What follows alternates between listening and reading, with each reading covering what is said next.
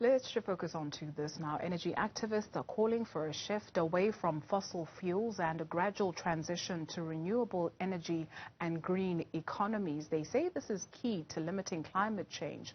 For more on this, we're joined by 350 Africa team leader Glen Tyler-Davies. Glen, thank you very much for your time. Why are you advocating for a greener environment?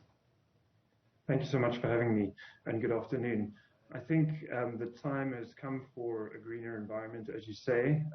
It's clear that climate change and the climate crisis is having an impact on communities across Africa.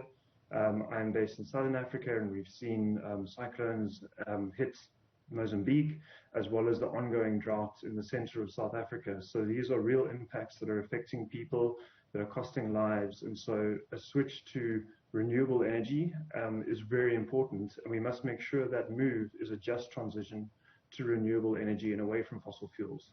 So at the COP24 summit that we saw recently, a number of countries making financial commitments to South Africa, at least to phase out the use of coal. A welcome move? Absolutely, very welcome. It is a welcome move. However, there's a lot more to be done. So the deal that was made at COP26 indeed was a proposal. There's still a lot of details to be ironed out, and the deal essentially still to be struck. So it's a welcome move, and any support that South Africa as a country, which has a very, very carbon-intensive economy, and particularly electricity system, any support we can get to move to cleaner energy, to renewable energy, is very welcome. And this money would see some of the money in the details that we do have of the deal going to Eskom to help them shut down coal-fired power stations and move us to cleaner solar and wind energy. So that's really welcome. And also in this proposal, there's talk of supporting the hydrogen economy as well as electric vehicles. And I think these sorts of economic moves are the type of moves that South Africa particularly needs to be making, to get away from its coal-fired and carbon-intensive economy, but also to make sure that we're moving into the new energy technology, the new cleaner energy revolution, and that we're able to participate in that economy and provide jobs for people in South Africa, as well as the environmental benefits that will accrue from that. Let's follow the money, if you will, right? So your work is not limited to South Africa. You also spread out and have a footprint across the continent. What is the cost of not moving away from fossil fuels for people in Uganda, for instance? We understand that some people are being displaced so that big conglomerates can come and set up shop. Absolutely. So, I mean, besides the types of climate impacts I've already spoken about, the fossil fuel industry has a history of, as you mentioned, displacing people and impacting communities negatively, from the pollution that the extraction of fossil fuel causes, as well as when we burn that coal, oil, and gas, the pollution that causes and the impacts that has on people. So I think the project you're referring to is the East African crude oil pipeline. Now, this is a very long 1,443 kilometer pipeline, heated oil pipeline, to take oil from Uganda, through Tanzania, and then to ship it out. Now, these sorts of projects have immense impacts on local communities, and there are people and local organizations on the ground that are fighting these.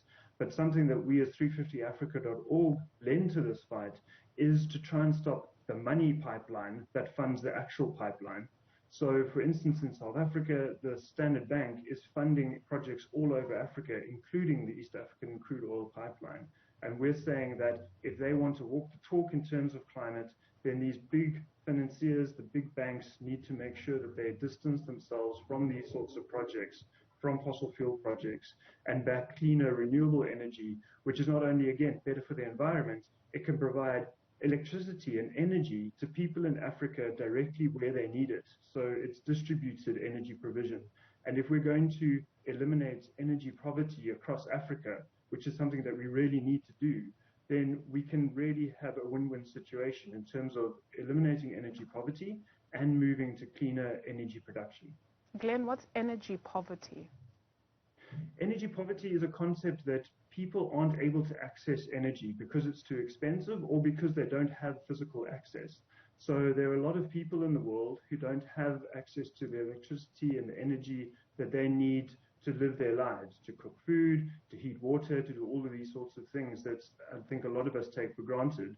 So it goes beyond just having physical access to electricity and energy, but making sure that that energy is affordable to those people as well. And what we'd like to see is that that energy is clean. So it's coming from renewable energy resources. So we're providing people with energy, but we're not polluting their environment. We're not contributing to climate change, which is then going to negatively affect them in the end as well. These people that are displaced in Uganda and Tanzania, what then happens to them?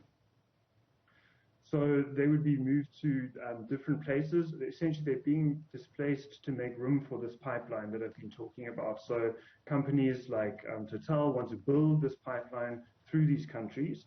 And in order to do that, they need to clear land. And it's not the fact that there's no one living on this land. People are, living there. In other words, they have their houses there, but they also have their livelihoods there. Perhaps they're practicing agriculture or other economic activities. And so when these companies come, they try to buy up the land and they try to move people off the land. In other words, displacing them to other places, towns perhaps nearby or other lands in the vicinity. Thank you very much for your time this afternoon. Glen Tyler-Davies is South Africa team leader at 350africa.org.